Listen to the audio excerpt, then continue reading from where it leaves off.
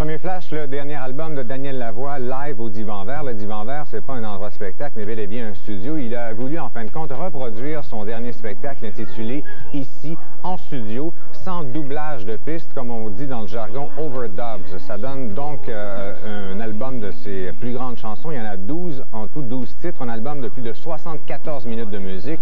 Vous ne gaspillerez pas votre argent. Il y a 4 chansons inédites, donc son blues du businessman qui est absolument unique. Et la qualité sonore est quand même très acceptable. Ensuite, Matthew Sweet, c'est un bonhomme qui vient du Nebraska. Matthew Sweet, c'est son 6e album intitulé Blue Sky on Mars. Oui, le lettrage est bien on reconnaît le style de Roger Dean. Et c'est un Américain, Matthew Sweet, qui s'essaye, qui passe page depuis plusieurs années. Et on le suit un peu.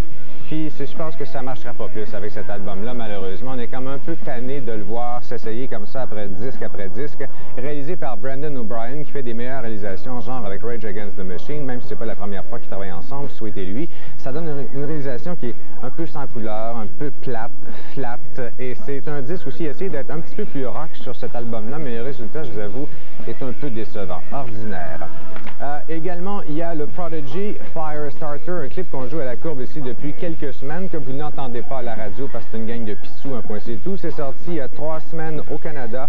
C'est une excellente chanson. C'est un hit. Ça vend très, très bien au Canada, même si ça ne joue pas à radio, preuve que c'est un hit.